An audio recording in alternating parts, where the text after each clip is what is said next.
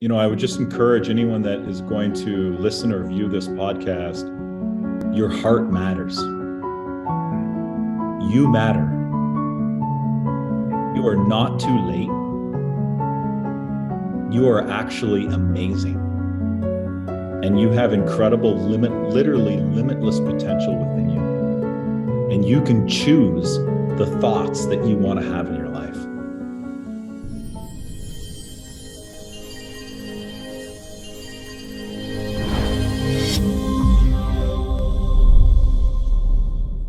Welcome to the Break Free Podcast.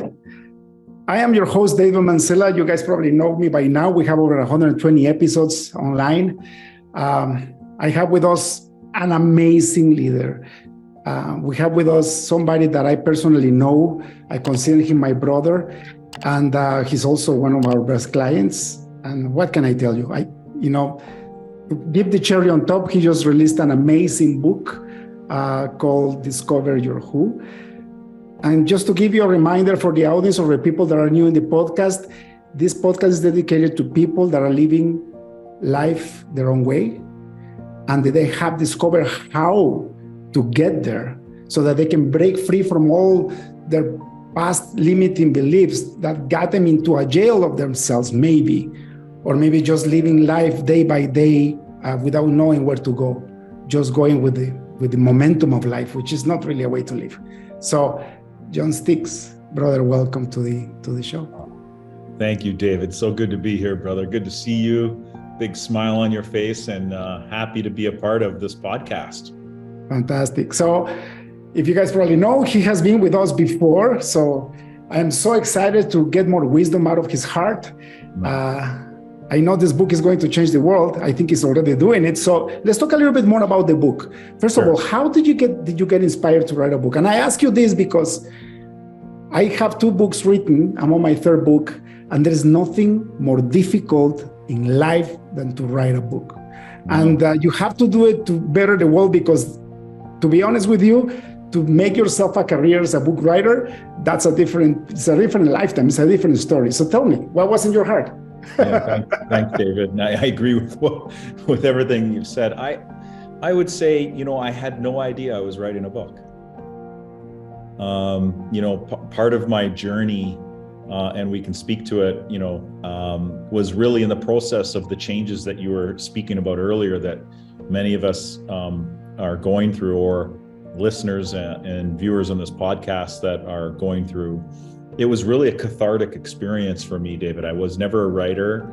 The thought of writing a book never really came to my mind, but through the course of the transformation that my company and I had gone through, or were going through, I felt that I should be writing this. It just felt good. So I started writing, and all of a sudden one day I realized I had hundreds and hundreds and hundreds of writings. And I thought, how could I possibly mold all this together into, a collection of writings. And then, a friend of mine at the time who I really respect and who's a very successful author said at the time, John, I've read some of your writings. You have to get this into a book. And, sometimes we have these special people that just say these words, and they can be very few, but we respect them and they carry a lot of weight. And for it to come from him, it did carry a lot of weight with me. And so at that moment, it just lit up inside me. Yeah, why not? I have a voice, I have a message that I want to share, and I think it could help people. So in that moment, David, that's when I kind of discovered that, a book was going to be part of my future. And here we are with a book launch on my birthday on January 31st, and really excited with what's going on in terms of people reading it and the transformation that seems to be happening. This podcast is brought to you by ISU Corp.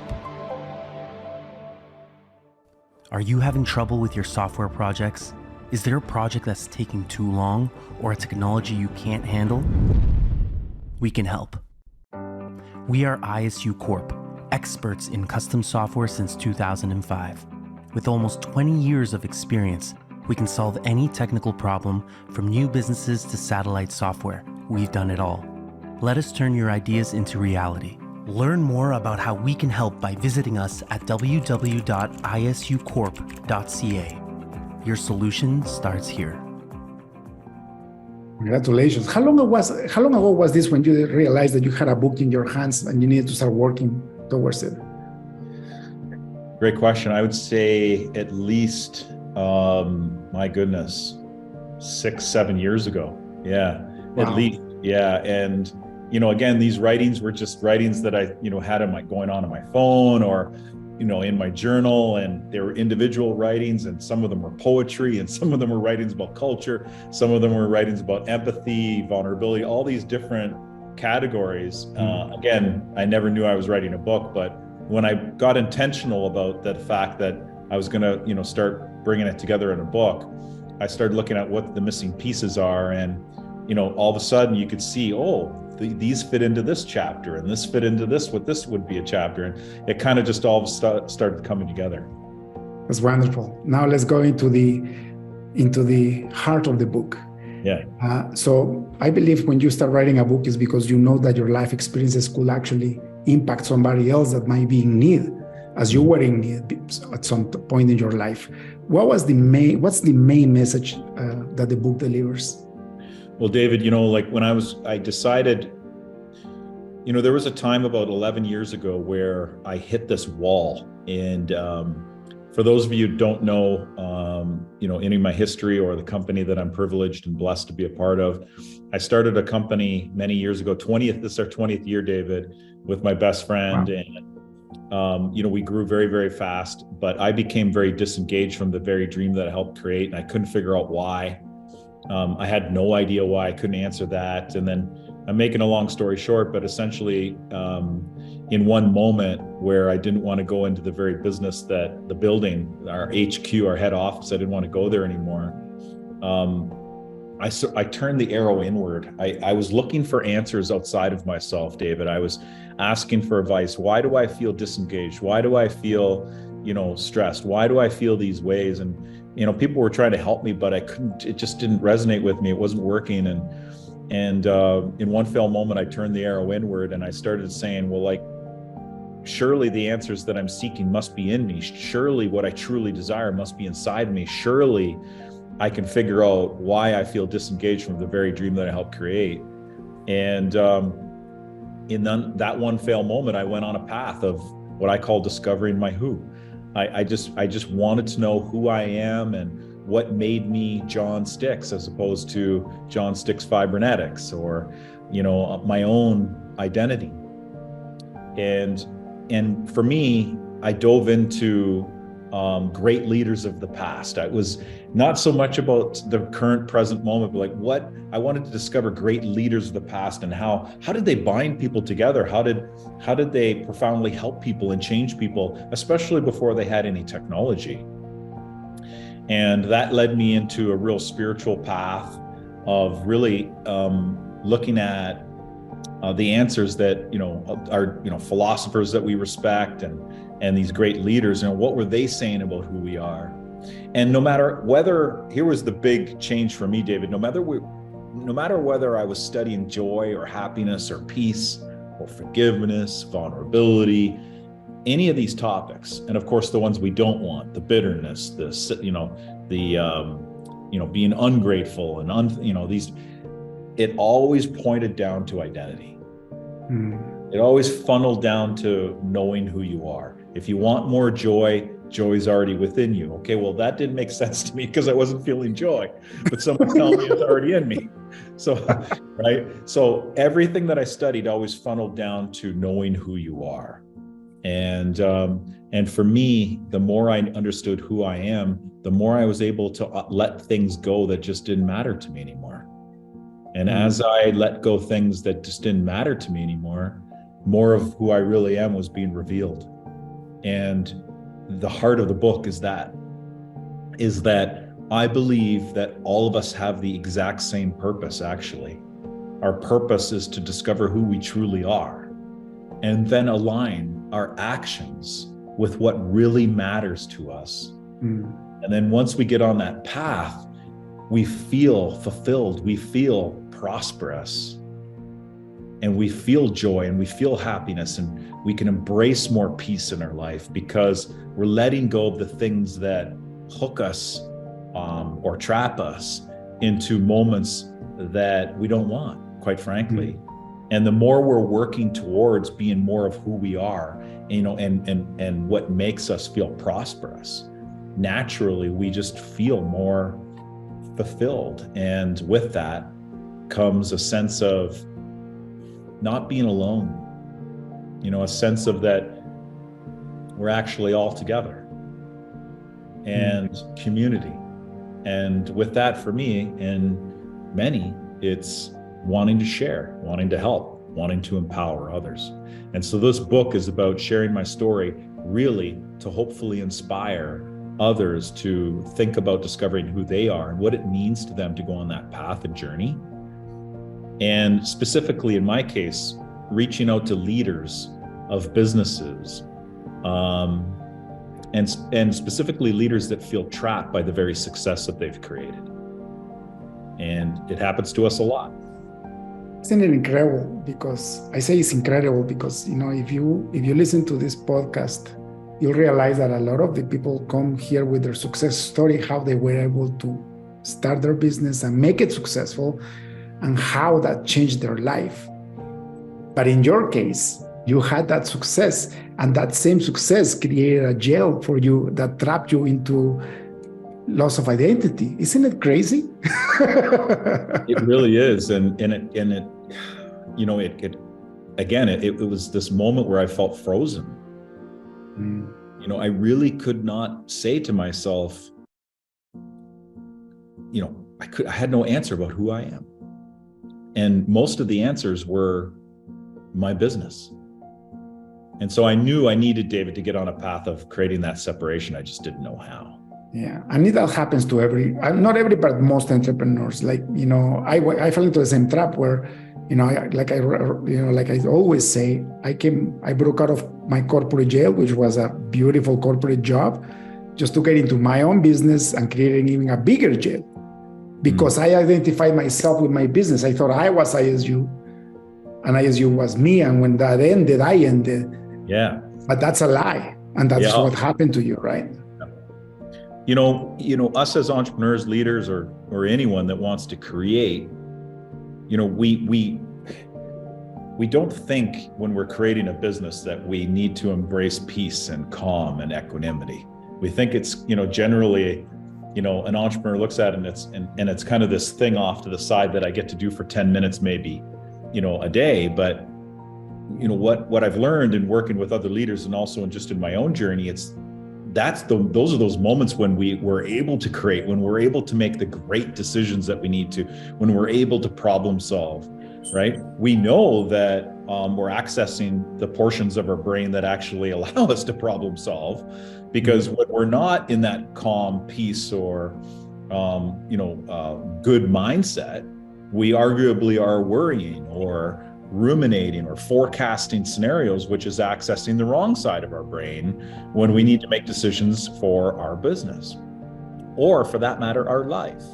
And so part of the Discover Who journey is realizing and putting certain things into the process of how we live, to realizing that's what we want to be embracing throughout the day and throughout the night for the greater personal relationships, in the present moment when we actually have a chance to go for a walk or do the things that we enjoy outside, and we're actually seeing the scenery and embracing it and feeling it.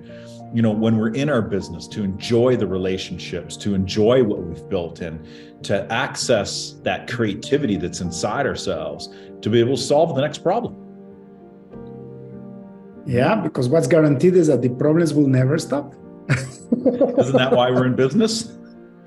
To solve problems. If there was no problems, we wouldn't have any businesses. That's right. That's right. Yeah, we're solution providers. And quite frankly, discovering who you are, I think, is the most essential and greatest solution we can ever come up with.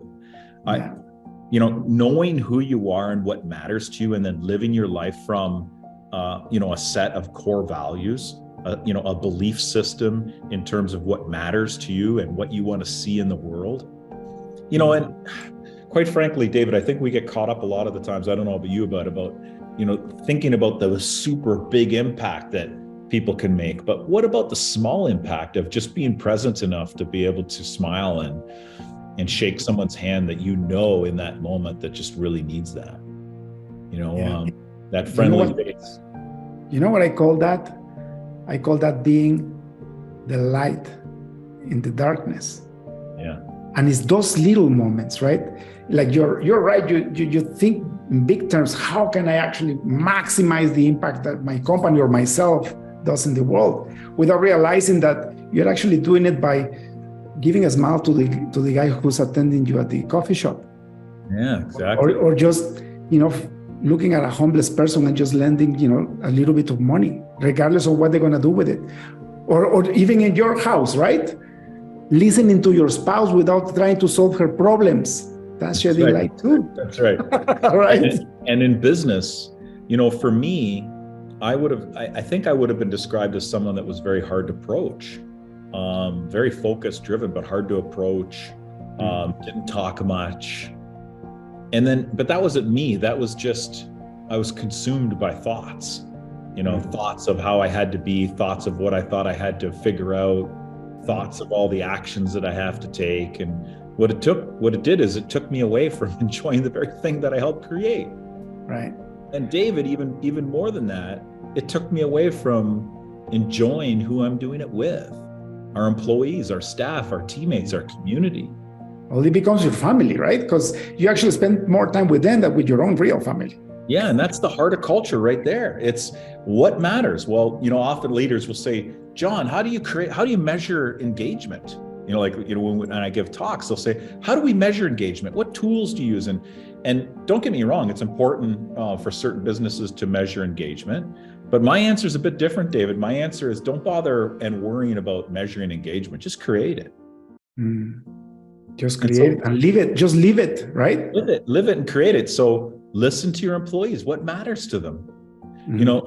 Something that might be a tip for some of leaders or entrepreneurs is review every resume that you've ever taken in, and look beyond the skill sets that you were looking for fulfilling that job, and look at all the interests that they might have listed that were really important to them in terms of their life. And in there is gold, because they're telling you what they love to do outside of work, right? Yeah. So what matters to them? Listen, explore that, engage them in that way. And maybe they want to teach other employees, for instance, how to paint or take photographs. It's awesome that you mentioned that, because, as you know, I went through a cultural transformation in my own business too, right? Yeah. And that's what we have so much in common. I don't know who did this, talking about living the engagement, but all of a sudden, as we hire new people, I start seeing we have a private social software that we built to engage people to communicate, because we got people in, I think it's 9 countries now. And I started seeing these blogs, and these guys were posting, I love scuba diving, this is what I do on the weekends, this is my hobbies, I love mountain biking. I'm like, wow, whoever decided to encourage new employees to write their hobbies, it's amazing, because now they're finding things in common with other people. Exactly. Now you're creating the alignment within the community, you're empowering them. And by the way, when we do that as leaders, we're also creating psychological safety for our employees to express what matters to them, right? Yeah. And we know that, when you have an environment where people feel safe, that's the start of being able to feel creative. From that creativity, we then can expect innovation, right? And so it's very important for our employees to feel like they can engage in the things that matter, and they see leaders suggesting that those things are very important to the leadership of the company. It's fantastic. So you mentioned that you went through a spiritual journey. Why it led you to that path? Were you primarily bothered because of your business and your identity in the business, or also in your personal life, or both? Yeah, both. I was feeling lost within the business, and at that time there was, the business the KPIs had really changed, and I didn't know how to fix it, and I felt the pressures of that along with my business partner, but also just in my own life, not knowing who you are and feeling no healthy separation from your business. I think one of the things I realized was, wow, I'm not taking a lot of time for myself or the people that matter in my life. And so for me, it was a journey of spirituality is a huge component of it. I realized that I didn't know who I am, but I didn't know what I believed in either. You know, like beyond John Stix and the sphere of people that he knows and you know, and the business that this guy gets to lead or be a part of leading, you know, I really didn't know what I believed in. And so when I started going down the path of looking at these great leaders, what I noticed was a consistent, you know, their consistent thread amongst them, that the ones I was studying, is they fundamentally had faith. They fundamentally believed in something more, a great, you know, something greater than just themselves. They were able to hook into that during the tougher times, and they were able to rejoice in the good times and give credit through their faith to what they believed in. And for me, that was a real twisty path. I, you know, was exploring all over the place, but for me, in my journey, where I felt a real foundation come alive in terms of what I believed in was, you know, when I found the scriptures of this man named Jesus and what he was writing in terms of how to live. You know, what really caught my eye at the beginning, David, was the Beatitudes and the Sermon on the Mount. And so I dove into that and I started thinking, wow, that is a great place. That is a great way to live. I grew up going to church, but it just didn't soak in for me. It just didn't soak in for me. And so as I soaked in more into the actual scripture, it's what started to get to be revealed to me was not only a path for business, but a path for my whole life. Yeah. Incredible, right? Yeah. It's, you know, it's fascinating that we go around in circles. Talking from my personal experience, right? We go around in circles trying to find meaning in life, trying to figure it out, falling into the wrong traps. I don't know if you ever fell into a trap. My business is not as big as I wanted it to be because this guy has a similar business and is 3 times the size. That used to haunt me, you know, because I was comparing myself to everybody else. Yeah. And right? comparison disables our ability to actually rely on our own creative abilities and our own intellectual property, right? Because we start saying we're inferior and we compare ourselves to someone else or their company, but we have no idea what's going on in their life. We only think we know, right? We have no idea how they're, you know, the struggles that they're going through or who they're comparing themselves to. Yeah, it's crazy. Right? You know? And, you know, it's funny that you mentioned the Sermon on the Mount because I have never been to a psychologist in my life. But last year, throughout the whole year was very difficult for me, and throughout my experiences, I realized through my business coach that I had ADHD, and I didn't believe him. So I went to a psychiatrist and I got diagnosed. And then I went to a psychoanalyst and I got diagnosed again. To make the long story short, I got diagnosed 3 times. So I chose a psychoanalyst to help me go through the process.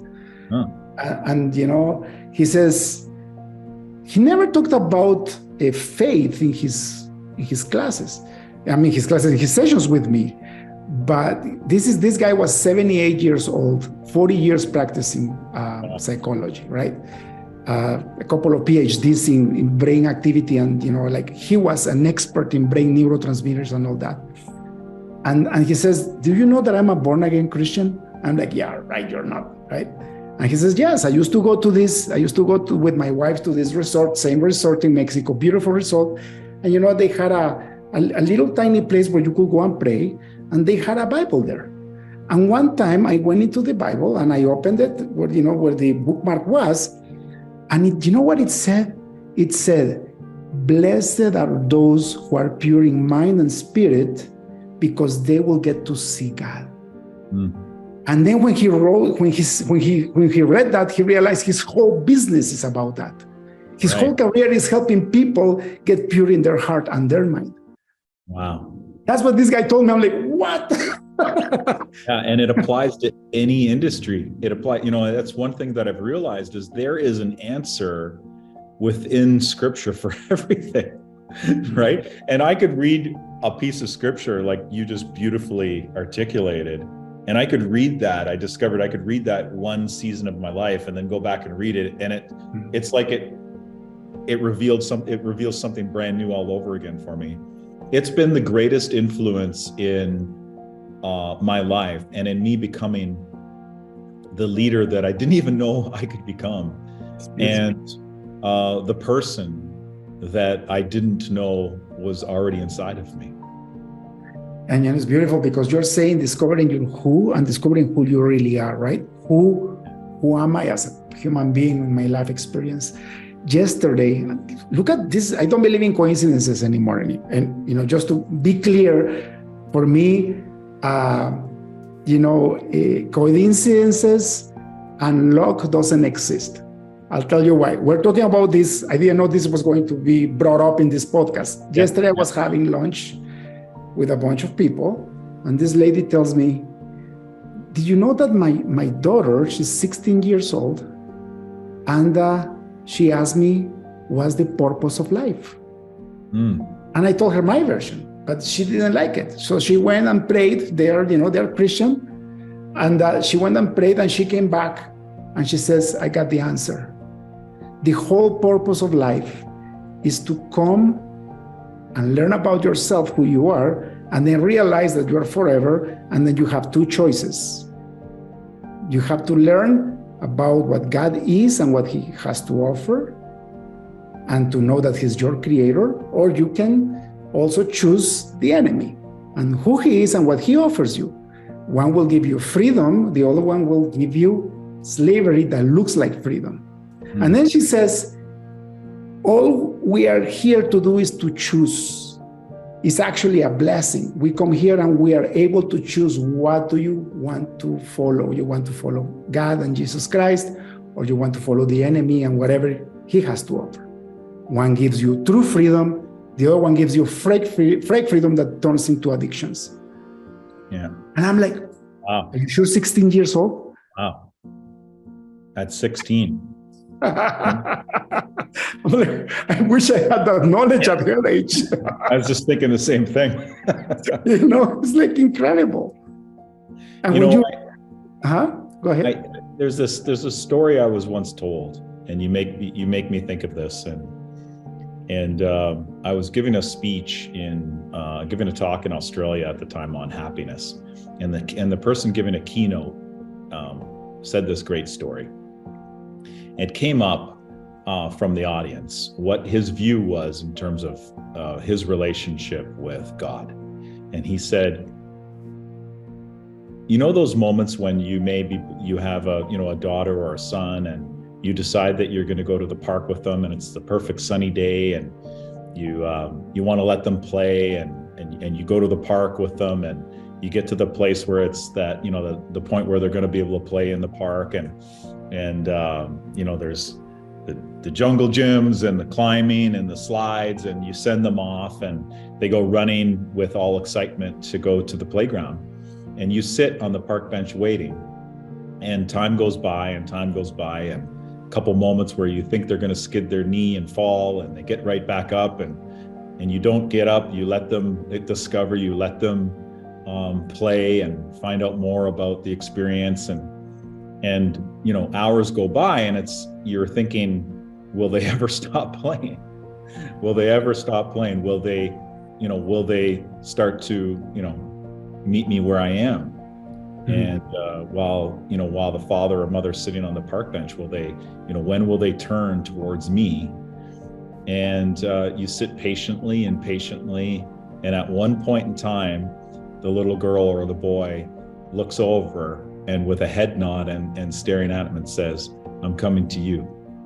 And it's time to go home. And that was his description of his relationship with God. And I thought that was amazing, right? It's this, we're out there playing, we're doing our own thing, we're controlling it, we're building businesses, we're doing everything on our own. Meanwhile, there's this amazing relationship where we can depend on that relationship. And I think that's been the biggest change really in my entire life, David, is I thought I had to do it on my own. and I don't. And in fact, in that realization, not only does faith get sparked in my heart, but then I got to meet these incredible people that also share that common values and common views on that, like yourself. And so, you discover a community, and a community of faith, and a community of support. And so I think, it's a message that's missing, in the world. And a lot of people are looking and thinking that they got to figure it out on their own. But, deep inside, when we unpack all of the thoughts that we have to control and we have to do it all by ourselves, and that leads to success, when we start to realize that it doesn't all have to rely on us. It's when it starts to open up our hearts to thinking that, hey, maybe we can depend on something more than just ourselves.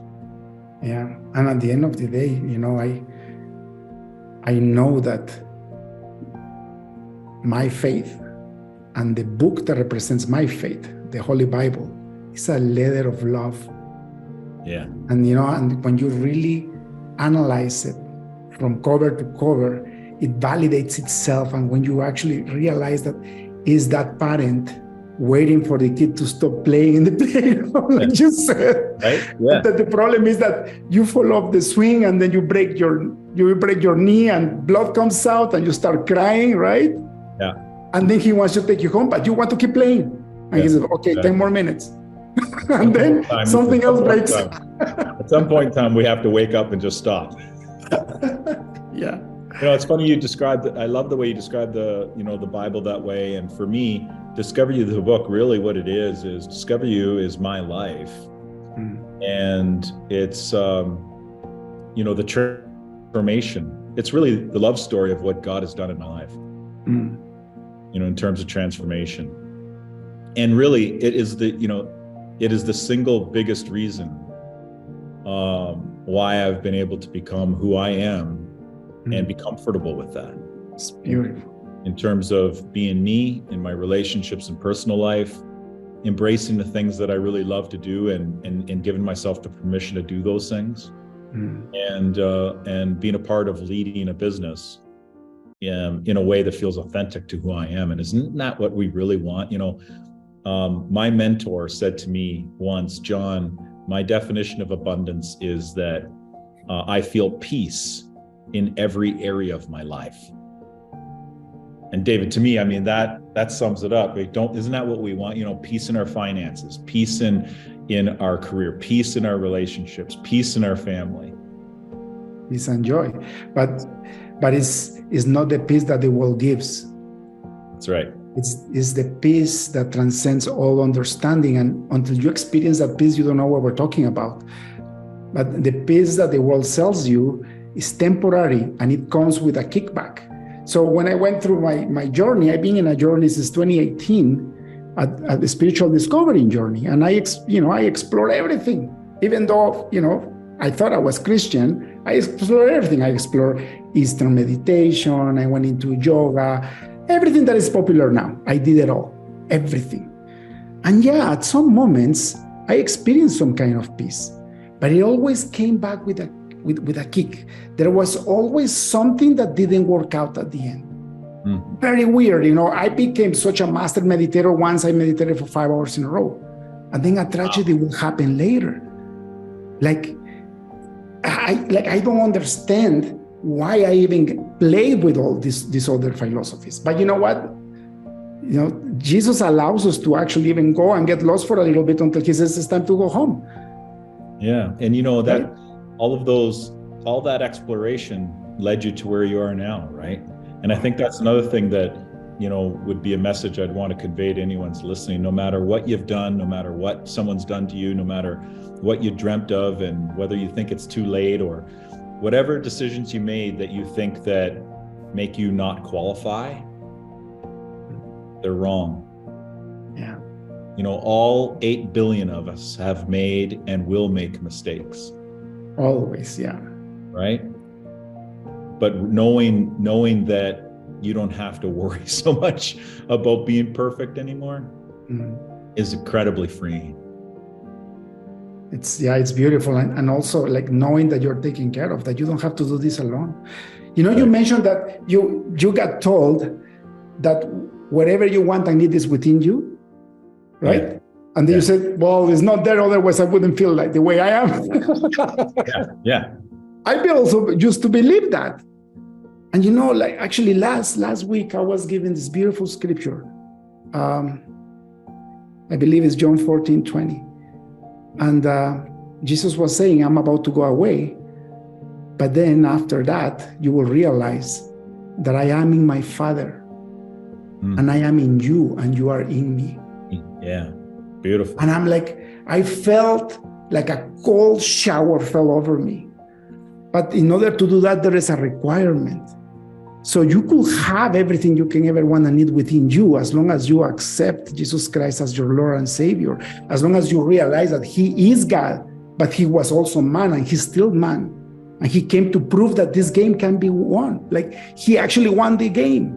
If you make life a video game, He passed all the levels. Love it. I love it. And you brought up John, and a lot of people would never have heard this before. I certainly hadn't. But John and a couple of the other disciples were known as the sons of thunder. Like John had apparently a temper, and right. And he ended up writing arguably the book of describing love, right? And what we forget is that transformation happened in 3 years. Wow. Meaning the time that he had with his rabbi, his teacher, his Messiah was only 3 years long. Incredible, right? And look at what he ended up doing. Yeah, and then the rest of the transformation obviously, came after that. But, there's further evidence being called, one of the sons of thunder. Great transformation. I also like to say this, David, and this was an opener for me, an eye opener for me is, he didn't come, Jesus came down in the Middle East, right? Like he was born in the Middle East. His message is for everyone. And I always kind of thought his message was just for a certain segment of population, or depending on where you live, or what religion you believe in. But his message is for everyone, right? Everyone on the planet that's willing to take a listen. His message is for everyone. Yeah, everyone included, and he already paid for everything, right? On our behalf. That doesn't mean we will stop falling and making mistakes, but now we can be redeemed. And that's my point, right? Like if you actually make that choice of faith and you accept Jesus in your heart, now you have everything you can ever want and need inside of you. But you have to have that decision in your life, and you have to follow Him. He says, in order for me to be in you, you have to do the will of my Father. And it's funny because we start, people have put religion around real Christianity, and it looks like God looks like a bad guy with a unibrow trying to kill you every time you make a mistake. And it's the opposite. If you read the 10 Commandments, they are guiding lines so that you don't fall off the cliff.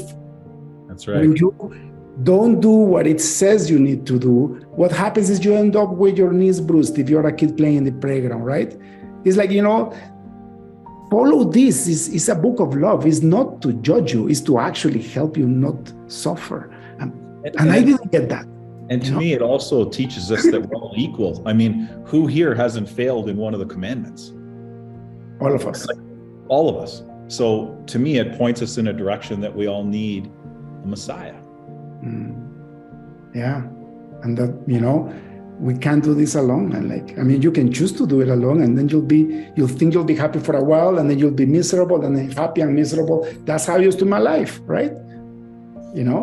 Yeah, the transformation is super profound. And I guess, going down this discussion, like you said, we didn't know we were going to go down this vein of dialogue, but I'm glad we did, because to me, there's so many leaders that are looking to try to figure out, like, what does prosperity mean for me? What does success actually mean? How am I supposed to feel? Why aren't I happy? Wait, I've achieved all of this, but I don't feel happy, and I don't want to tell anyone I'm not happy because everyone's telling me that I should be successful. Yeah. right? It's not about the things we accumulate. It's actually about the things that we let go that are holding us back from realizing all the possibilities that are already within us. You know, like one of the great things that has been huge for me is what, you know, that Paul wrote all this incredible wisdom from a jail cell, right? Like when we think about that, Apostle Paul, and, you know, and he talks about the renewal of our minds. And so much is, you know, a choice. Like we can choose the thoughts we keep. We can actually have that power to choose the thoughts that we want to have. We don't have to be bound by negative thinking or waking up and having the day avalanche us, or, you know, constantly be feeling things that are holding us back from being successful in our lives. We can embrace the thoughts of who we really are. And, you know, sometimes I do that live where I'm giving talks where I ask the audience, and I could ask the audience right now, if you know, who here that's listening, you know, I'm speaking right to you. Do you want to feel more joy in your life?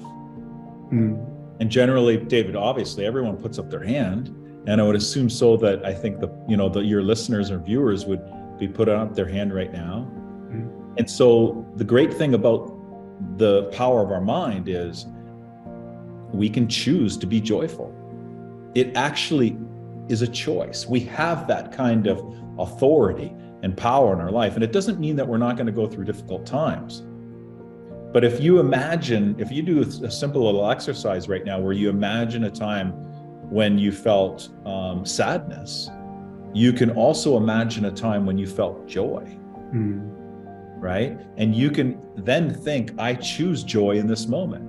And generally when I do this experiment during a talk, people start to think about the thoughts that make them joyful. And inevitably people start laughing, right?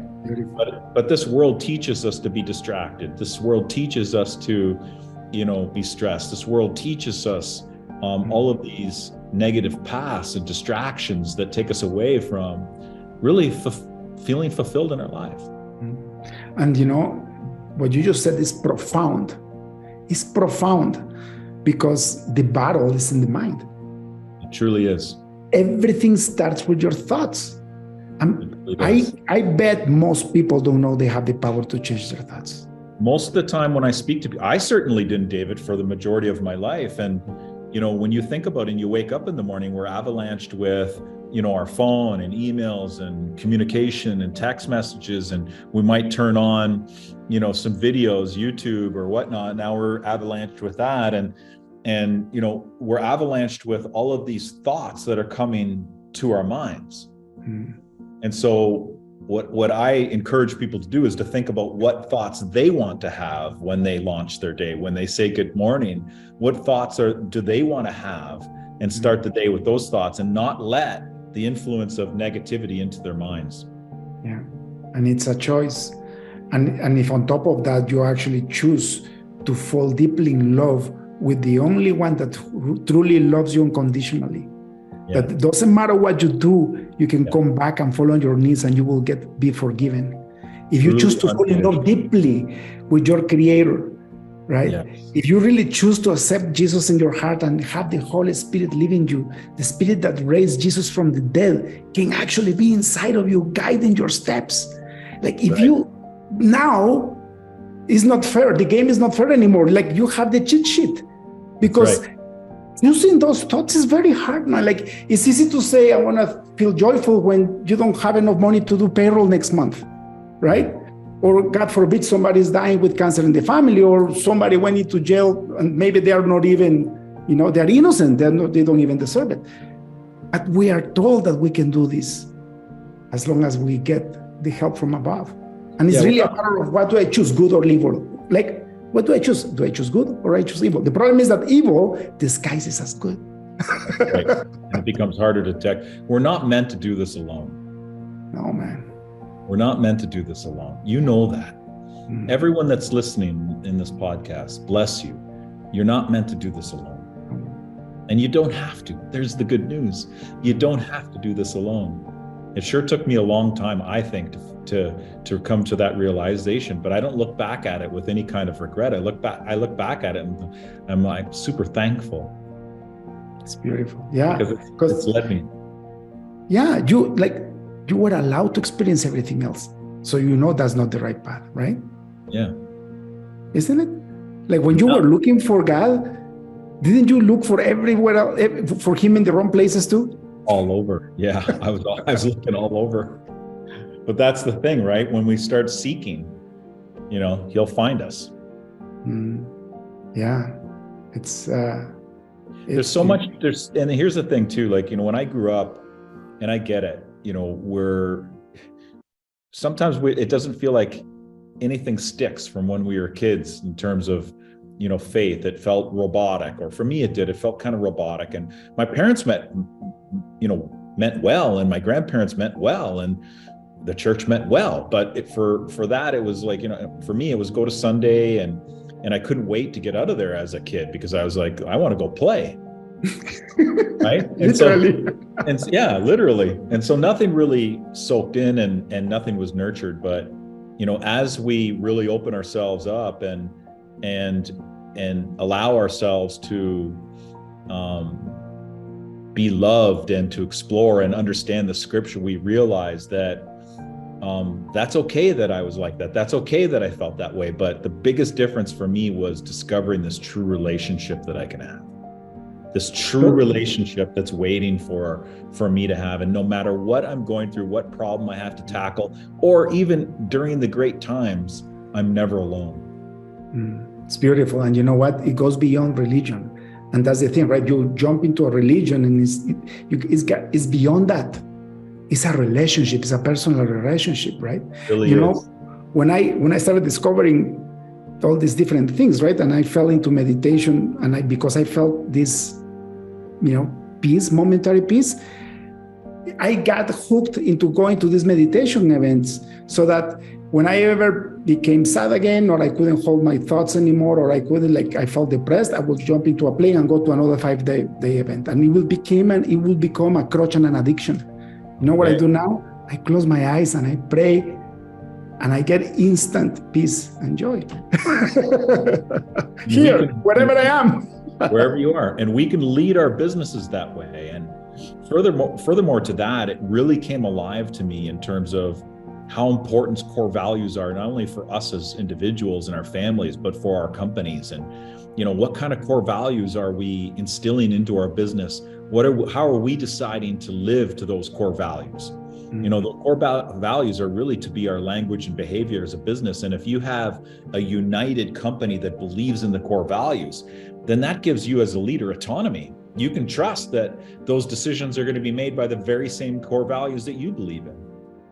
Beautiful. And so through all of the transformation that we're talking about, it started to really light up inside of me. Oh, wait, this Bible, this scripture is about community. Oh, business is community. Light bulb. Right? I don't know about you, David, but I don't like complicated wisdoms. I like simple ones. And so when it started lighting up, I'm like, okay, wait, all the answers that we seek not only are inside us, but they're in this amazing book. And you talk about values and behaviors.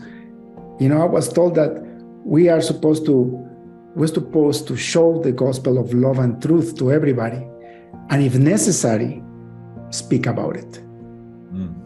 Because it's something that you live every day, right? When you have this relationship, when you are creating your culture based on those ancient biblical values, you don't even have to name Jesus. You don't even have to mention the Bible. People will actually get hungry by realizing how good this is working in their life. And then they will get curious for the right reasons. 100%. Right? They'll feel good about it because they'll gravitate to that it's meaningful, because inevitably it'll be talking about giving. It'll be talking about supporting, empowering, happiness, like you said, expression of love to others. Yeah. John, brother, I can speak to you the whole rest of the week about this and your book. Thank you so much for listening to the call and answering to the call. Thank you for your book, for your life experience, for being so open to talk about these deep spiritual things in these days that everything is look weird. Everything looks like bad looks good and good looks bad, right? So thank you for that. Thank you for the opportunity to have this beautiful conversation with you. Thank you for being this amazing entrepreneur with this successful company that is showing the world that it can be done in a way that is really fulfilling. That is not the next $1 million that will make you happy. It's what's inside of you what makes you happy. And now we know what that is. Thank you, David. And thank you so much. Bless you. And, I would just encourage anyone that is going to listen or view this podcast, your heart matters. You matter. You are not too late. You are actually amazing. And you have incredible literally limitless potential within you.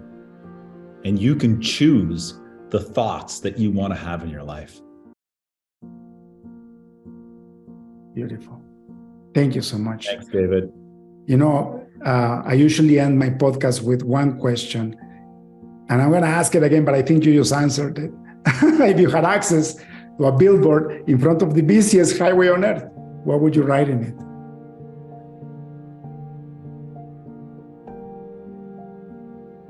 That he came so that you may live abundantly. Amen, brother. You are abundant. You really are. We all are. Wow. Yes, we are. And we get to choose to live in scarcity or in abundance. Yeah. And it's our choice. It really is. Thank you, brother.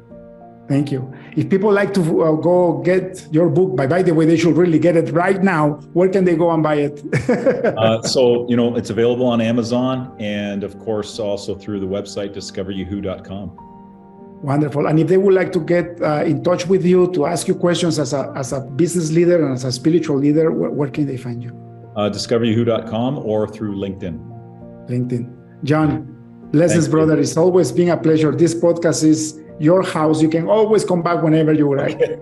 We'd love to have you back. All right. Thank you, brother. Blessings to everyone that has listened or reviewed this podcast. Thanks, David. Cheers, brother. Cheers.